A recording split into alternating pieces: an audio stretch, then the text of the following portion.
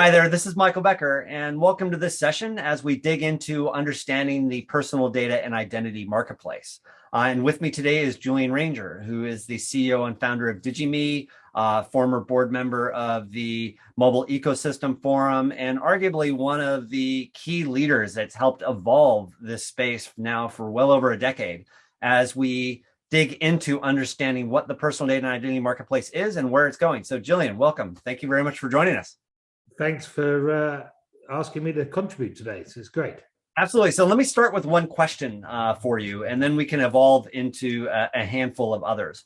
And the first question I want to ask you is, let's talk about these personal data, personal information management solutions, or these applications that are emerging in the marketplace, like yours, like DigiMe. And what are your thoughts around consumer adoption, and what is it going to take to generate awareness, encourage registration, onboarding, and then ultimate utilization of these tools? Okay, so the most important thing we've learned over many years in doing this thing is that individuals are not natively interested in their data. So they're not going to adopt PIMS or what we might call data facilitators just because, right? Privacy, security, consent is an issue, but people talk about the privacy paradox. Why do people want all this but also seem to do other things? And it really comes down to the fact that people aren't natively interested in data. They're not interested in managing things, which is why I disagree with the word PIM, by the way, because it involves management and people aren't interested in that. What they're interested in is the end result. What happens with their data, what gives them value. So the value is the key to the whole of this sphere with personal data is what value proposition are you giving to an individual, and then what does that mean? Now that's today. In 3 to 5 years' time, choose a number, could be 2, could be 3, could be 4, 5.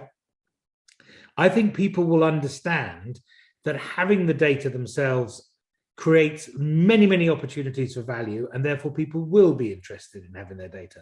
But that's not today, right? Okay. And so what is today then? Well, today is all about what I want to achieve, right? Now, I might want to achieve better health. I might have a health problem. I might want to save time in retail or be given opportunities for what interests me. And it could be retail, it could be finance, it could be travel or whatever else. But it's that end goal. Now, I don't know when I'm reaching for that end goal that my data is going to be useful for that end goal. So it's up to businesses, researchers, governments even, who have a place to play in this, to recognize that I want something. And to get to where I want to be, they need my data to personalize this for me, because we are about hyper-personalization. And that includes, let's just take 2 areas, health and consumer personalization.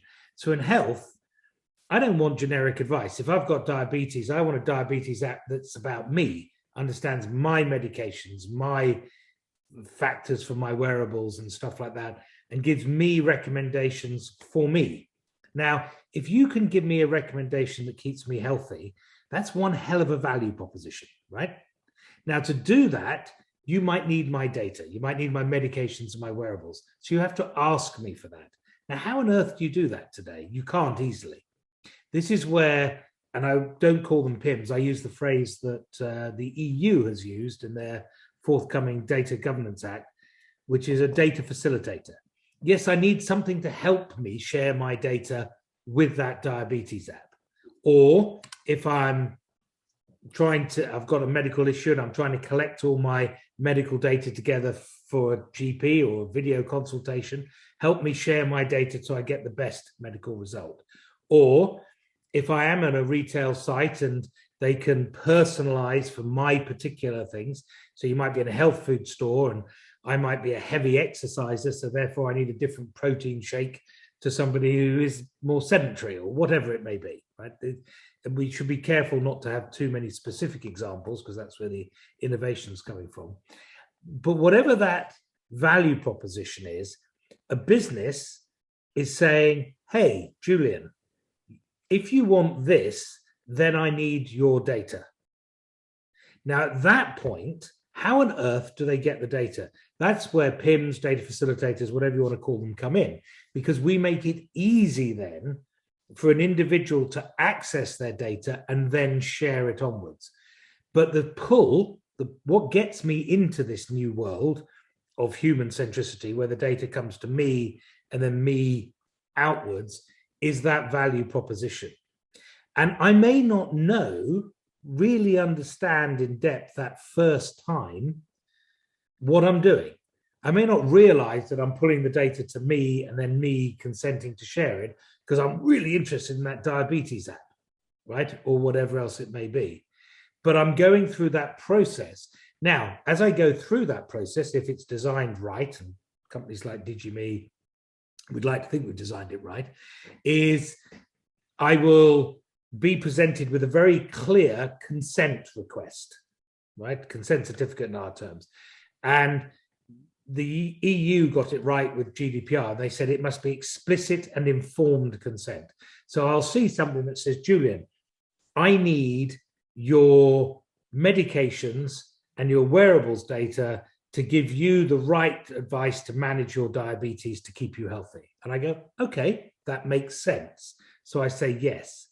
And then I'm asked to authenticate my feed from my hospital or whatever the data facilitators created and my wearable, and I say yes. And then that data flows to the business and I get the value exchange. I'm getting that advice or whatever it is. Now, that first time, I've seen the explicit informed consent. I've felt comfortable because it's been presented in a nice way. I've understood that it's only for that purpose, but my data's flowed. I don't necessarily fully understand, even though it will have told me that it's come to me, but I've got what I want. Now, the second time I do that flow, I might be starting to think, hold on a moment, this is coming to me and I've got my library and I can start to see it and I can manage my consent easily. And the third time, and then the press is now talking about this because it's happening more and more. And I start to realize that, oh, I am the center for collecting all my data and I get all of these new value propositions. That's the way it is undoubtedly working, because we've been in the business for quite a while and you can see that that's the only way. So you have to do a couple of things. You have to make it really easy for businesses to access that, to onboard people, minimal friction in terms of the consent and the authentication. You have to have the 100% privacy, security of the data being held by the individual and being passed on, but you've got to make that flow really easy. And then you've got to add all the other bells that will be needed as people really understand it, like managing their consent centrally with a dashboard, being able to see their data happen. But that's a second order thing to the first, which is the consent and the authentication and the value proposition.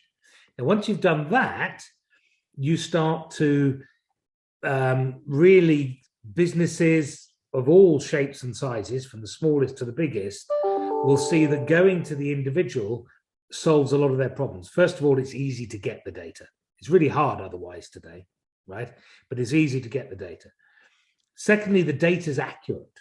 If you go to data brokers and stuff today, data can be anything up to 60% wrong. So they've got really high quality data. What we do in DigiMe is we also normalize the data, which puts it into a single format to make it even easier to use. And because the data is rich, it's high quality, it's from source and validated as such, actually you need simpler algorithms to extract the features to do what you want to do. So it's easier for businesses again, rather than complex. Now, because of all of the above, it's actually quicker and cheaper, cost effective for businesses to do it this way from the individual. Oh, and they've got all the legislative stuff right, the consent, the privacy and everything else. So you make it easy for the businesses to give high value exchanges to the individual. Now that gets it used. As it gets more and more used, people start to realize that those advantages I just listed, the 6 advantages, right, are suddenly actually opening up more and more and more and more value exchanges then people start to understand that actually having your data is key, and they'll really only work with services that give them the data back. And that's now where you've got an ecosystem of human centricity. Now, it's interesting that that's what you have to do, and that is what is happening now. COVID itself has actually been an interesting kickstart for that, because you're seeing things like health passes, right? You know, what's my PCR test, my rapid antigen test, my vaccines, and we're very nervous about that being centralized. But if I hold it and then I can decide to share it when I want to do so, that's different, right? It's a classic example of when it comes to me and then I can consent for it, it tends to work. Whereas if you try to sort of say it'll be held centrally and other people can do it, people are very nervous. So there are these examples about value exchange is critical. And that can be a business, it can be researchers, it can be even governments. And we are working with some governments. If you actually think about it, governments know a lot about you, but because we're worried about privacy, they're split into silos. No single government department knows all about you.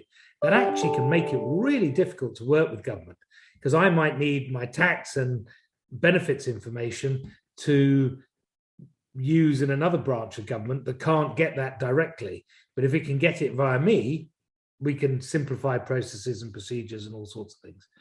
So I think the key to adoption is those value exchanges that the businesses, researchers, and governments create, and then making it really easy. So your PIMS, your data facilitators, whatever you want to call them, have to make that really easy.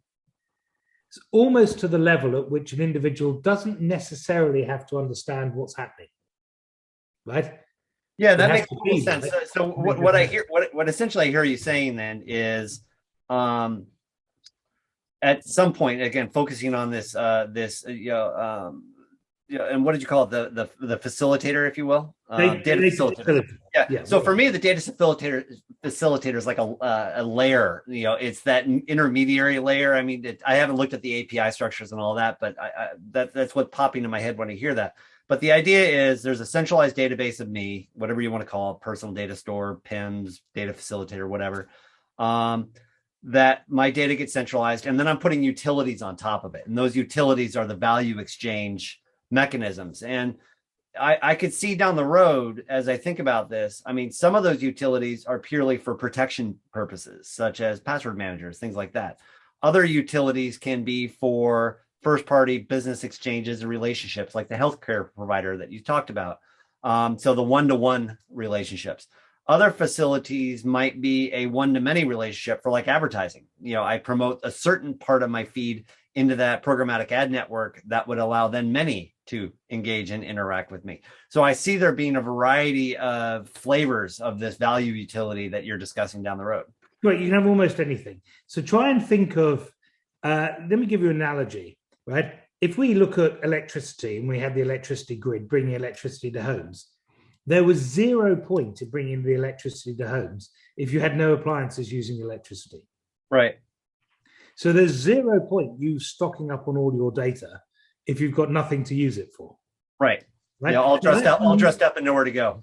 Right. Exactly. Now it's not, you can find a use. I mean, I have to tell you that having used DigiMe for years, it's nice to be able to see all my bank data, all my health data and everything else and be able to search and find something quickly.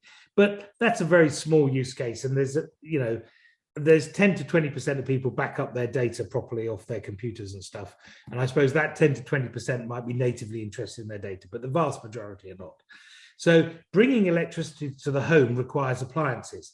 So what I want you to think about is that national grid that brings the electricity, that's what a data facilitator is. That's what DigiMe is. So if you think of all of the different supply side on electricity, whether that's nuclear, coal-powered, oil-powered, wind, solar, tidal, they're the different power stations, right? Or in our case, it might be social, medical, finance, whatever, right? The different things. Now, those different power stations, first thing that happens is they get their supply rectified so it's 50 hertz, 240 volts, or 110 in the US, right? And so that's what we call normalization. You have to try and make it easy for the end consumers to consume. So you have to bring all those horrible data formats into one. So we do that. So DigiMe brings all of that data to the home, to the individual. Now, the individual then, for any one task, and look around our houses today, we've got innumerable appliances running off electricity, just as we'll have innumerable value exchanges running off our data, all right? And it isn't just advertising. That's just like one tiny little piece of the whole circle of things we can do, all right? So health, as I said, and all the other things. Now, within any one appliance thing, take a washing machine, right? Now, forget the brands, but in any country, you can buy at least 10 different brands of washing machine to wash your clothes. What do? They just wash your clothes. But some of them have more technical features and different temperatures. Some of them are very simple. Some of them are cheap. Some of them are expensive. Some of them are nice colors. Some of them are smaller, fit in different things. There is a huge variety of value exchanges within that one job of doing washing your clothes. All right. Yep. So there'll be a huge variety of different business propositions for tailoring your shopping experience. And some will go this way, some will go that way, some will have a unique idea and do something different. All great, but they're all running off electricity, or in this case, data. Now, what a data facilitator or PIMS job is to do is bring your data to the home, to you, and then do a little bit more, because the on-off switch to the appliance or the app or service that you're using in this case is your consent certificate, right? So you have to have the consent as part of it. So you get to turn the switch on and off. And if you turn it on, you can subsequently turn it off. And then there's a standard API for all of these appliance users, which is like the standard socket, all right? And so a data facilitator is the national grid bringing the data to the individual, is the on-off switch and the socket, right? But all of the use cases are all the vast plethora of appliances. I mean, I'm looking around here. I've got lights, I've got washing machines, I've got computers, I've got phones, I've got games machines, I've got all sorts of stuff, right? And that's the value propositions. And why I plumb electricity into my home is because I've got value propositions that use the electricity, right? No, it makes total sense.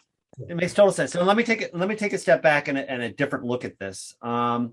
So when we look at this concept of the personal data and identity market or marketplace, can you talk a little bit about where it is today, where it's going, and how do we assess it? What mechanisms or methods would be most effective for assessing it and talking about it?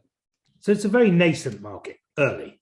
Right now, we were too early. We were ready in the marketplace 3 years ago. So I'm seeing and fighting the battle of the early adoption and all of those types of things.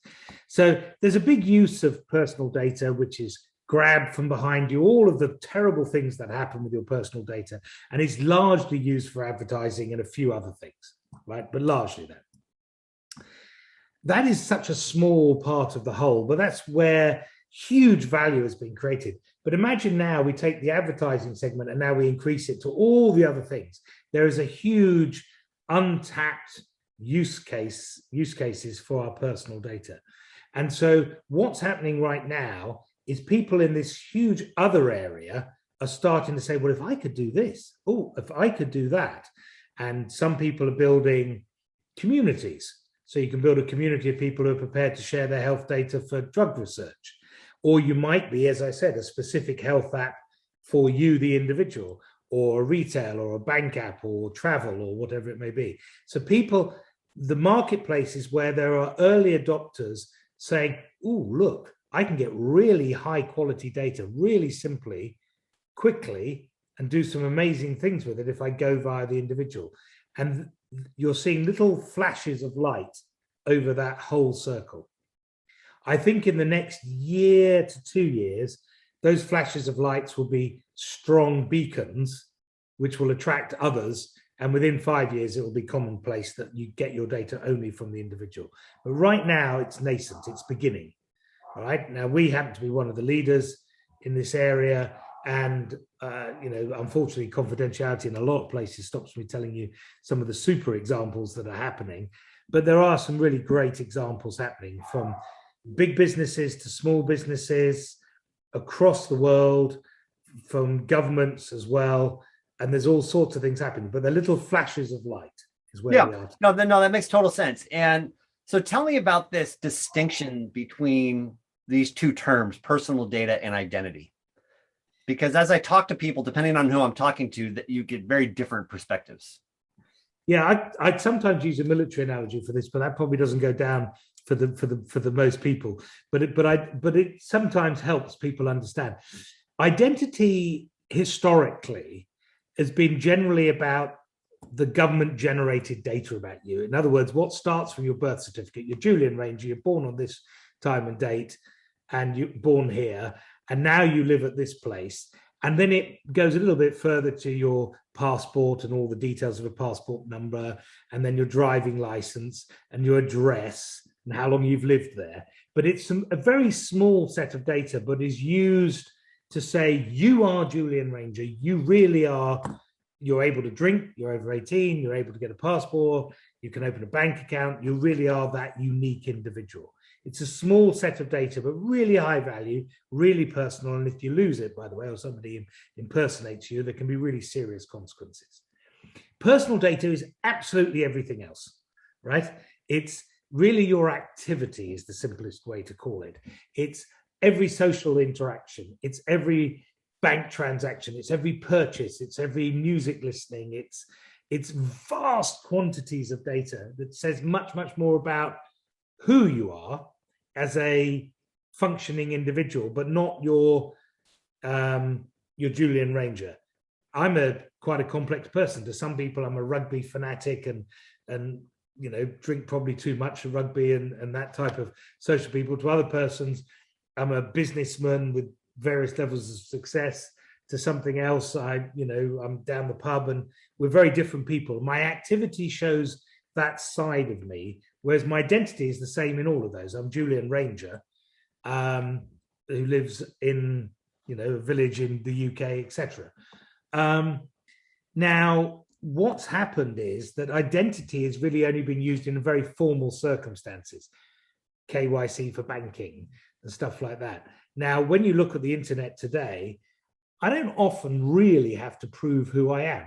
So even though in Amazon, I've been an Amazon Prime member, I don't know, since 2000 and something very early, right? They don't actually know that I'm Julian Ranger. They don't actually know that I live at Condell Lodge. What they do know is I've got a credit card, right? Right. And so, now, I happen to get nearly all my stuff sent to my home address, and so they can seem, well, he probably does live there because he's done stuff, but I do send stuff to my daughter at university and my boys and other stuff.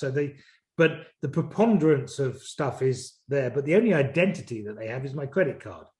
And so they assume that the KYC that's been done by the credit card company says I'm Julian Ranger. Facebook doesn't know who I am from Adam, nor does Twitter. Now, of course, and in the context of Amazon, they don't really even care who you are as long as they're getting paid. They don't need to know. They don't care.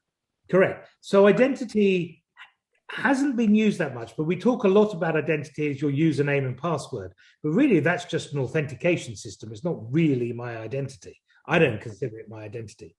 Now, as we move forwards, of course, in different parts of the world and different things, my activity can prove my identity, right? So if I've had 20 years of bank transactions at the same address, that pretty much tells you that that is my address, right? Yep. So activity can form identity, and identity can be helpful in lots of different circumstances. But the two are separate. Now, unfortunately, they often get merged together. And then you have this thing about the third term, which is verified credentials. Now, a verified credential is when you verify something, a third party says, no, that's really true. So rather than me just telling you I'm Julian Ranger, a third party like the UK government says, no, he's really Julian Ranger, and we're going to give an encrypted thing that says it's him. But you then move on to my training, my university. I got a degree in aeronautical engineering at Imperial. Now, at the moment, it's very hard to know that I did that. But Imperial could sign a certificate digitally that says that I did, or somebody could say they verified it with Imperial, and that's a verified credential. Or the fact that I work at DigiMe, somebody could sign and verify that. And that's sort of bound up in identity more these days, because that verified credential identity has always been a verified thing in general. Yeah. And I've just come across David Hughes. I don't know if you heard, or Hughesby, David Hughesby.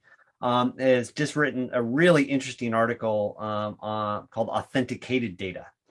And so, what the argument there is, the point that you were talking about identity. I'm verifying your identity, and that's the whole verified credential model.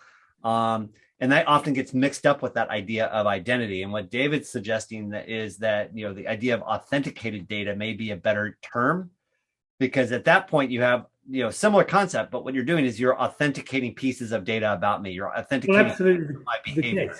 Yeah. So if you look at as DigiMe as a data facilitator, when we connect to your bank account and give you your bank data, we give it to you, you hold it, we don't see, hold, or touch it. It goes to your own store encrypted with your things, but you can't modify it.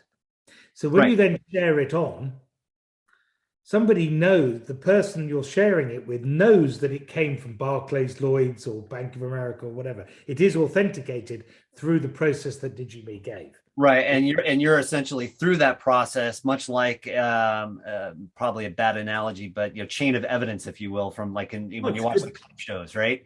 Are you maintaining chain of evidence? That's the verified credential.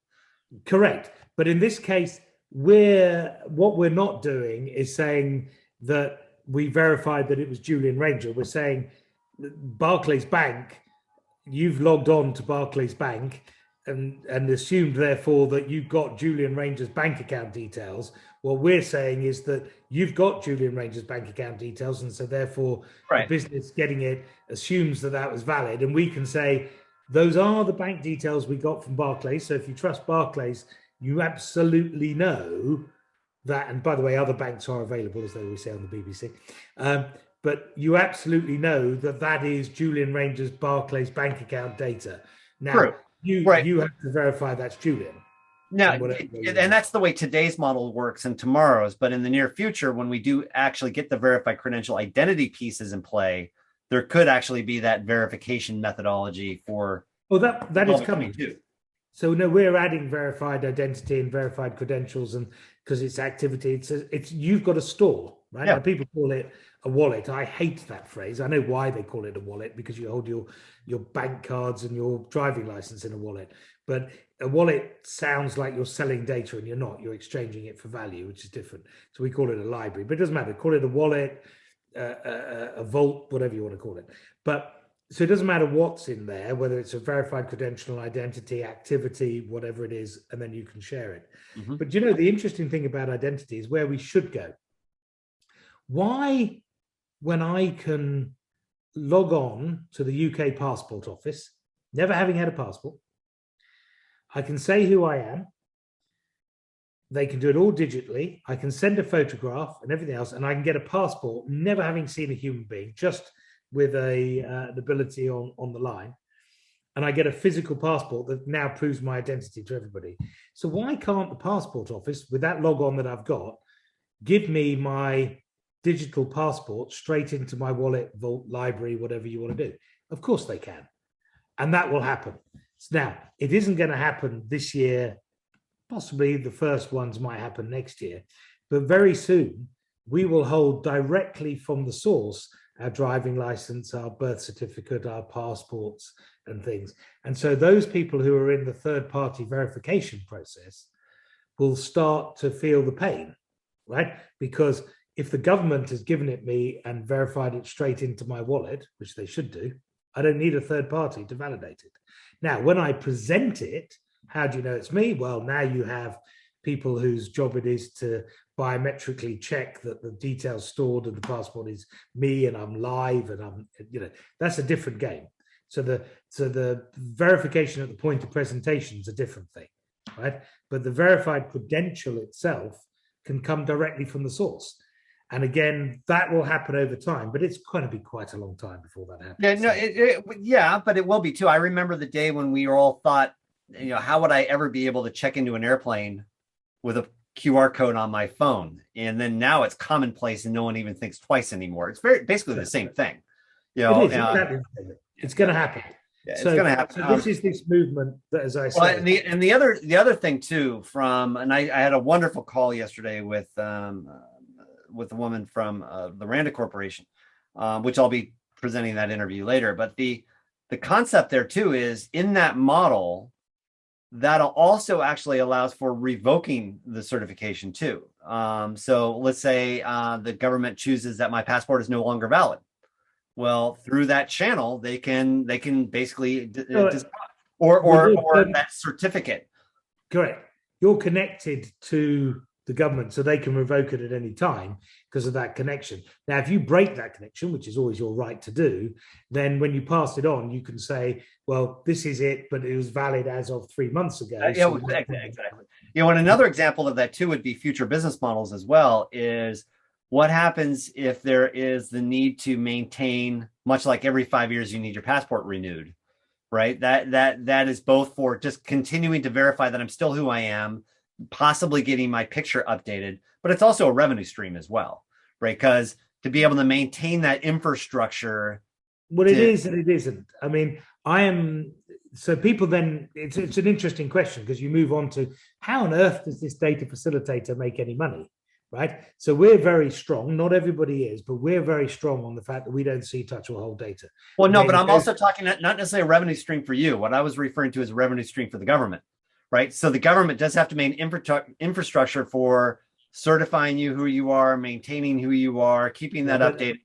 But the government's going to do that anyway. Let's not be. I'm talking more of like schools or hospitals or institutions. No, that's part of the daily grind. I'm sorry, I don't agree with that as a revenue stream. Right. Look, governments take the US Meaningful Use 3 legislation, patient-directed access. I go to a hospital, I pay enough for my treatment. I get my data back for free, thank you very much. And you ain't charging me for that.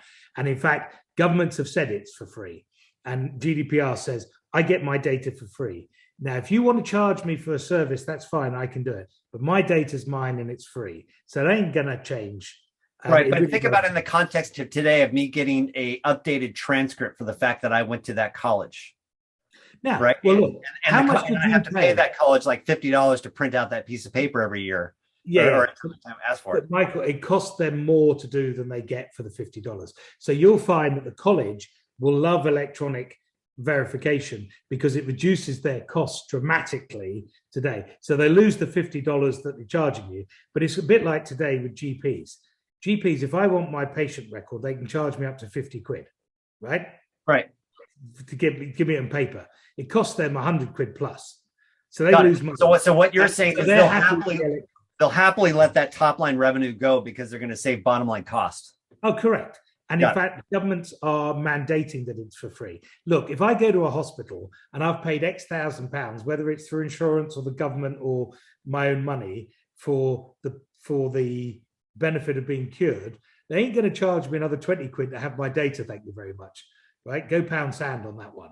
Right. So no, the data flows for free.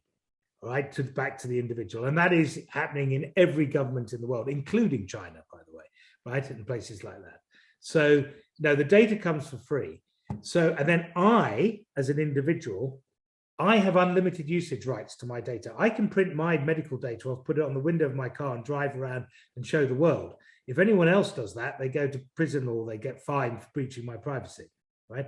So now what I then choose the value exchange to share my data is up to me, right?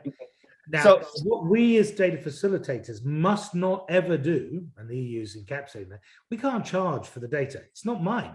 It's DigiMe, it's not mine, it's the individuals. So I act just like a courier company, or just like the national grid charges not for the cost of the electricity, because that's the electricity companies that do that. They just charge a carriage fee for the data. Yeah. You're getting an Infomediary service fee, your FedEx, your UPS, and you're getting correct. Paid for. That's all we're doing. Now, other questions. So we've talked about the marketplace, and there is a marketplace today. One of the things I've heard you essentially, I'm intuiting based on what you said, is one of the big distinctions is the individual data subject in the next generation of this marketplace is going to have a much more active role. And they're going to have an active role with a new participant, maybe this Infomediary or data facilitator player that will help them have that active role in this marketplace. Because they can't connect it up themselves. Right, exactly. And they're not CIOs and they don't know how to do it and all that. So this then raises the next question. If that's the marketplace, one, how do we go about estimating its size? It's very, very difficult, hugely difficult. Now, people have tried to do it. So the simplest way to look at it is for 20 years, the personal data marketplace has been involved primarily, not exclusively, but primarily for advertising. Yeah. Right. And there are $1 trillion worth of businesses built on just that little sector. So by sheer analogy, if you're going to open up all the other sectors, right, it's in the trillions of dollars. Yeah. Right. So who cares? Frankly, I don't care. Yeah, well, what's the adage? Horseshoes and hand grenades. The closest wins. It's all good.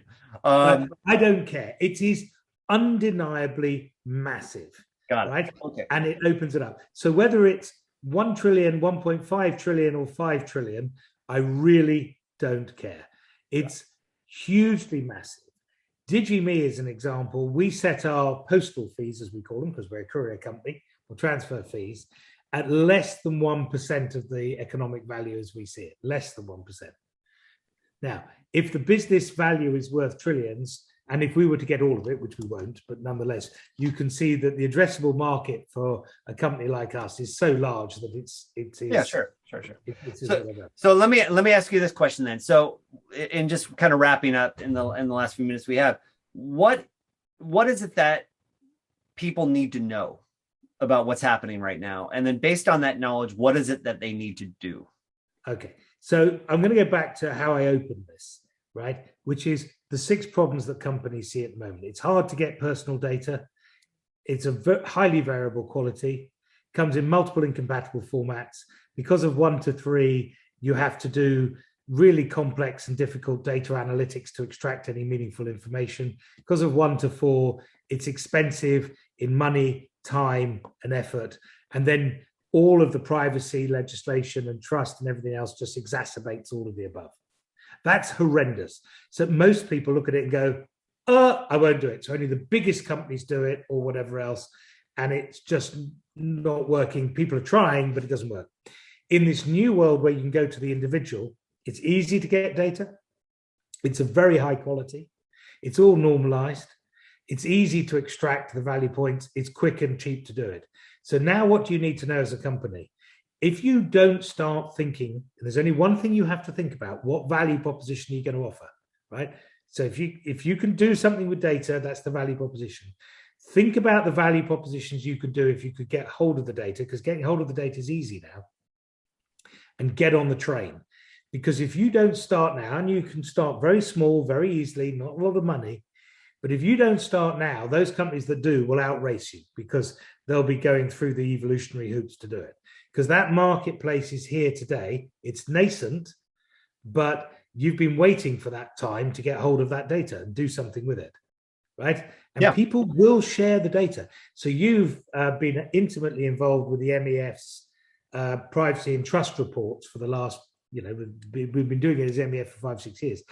But it says every year, people are more and more concerned, but over 70% every year will share their data if they know what it's for, who it is getting it, and exactly the limitations of the purpose. So people will share it, but you have to ask them directly. And if you ask them directly, you will get this gold mine of data, but you better have a value proposition. And to understand what you can do, you need to start playing with it. So what we're seeing is the companies that are getting involved now, and they're starting with simple propositions, simple amounts, and then slowly accelerating from there because it's really easy. That's the key thing. Now, you can sit on the sidelines. Some do. Some are leaders. Some are followers. Some are fast followers. All the companies have different views. But the point is, there is no barrier now for entry to get personal data.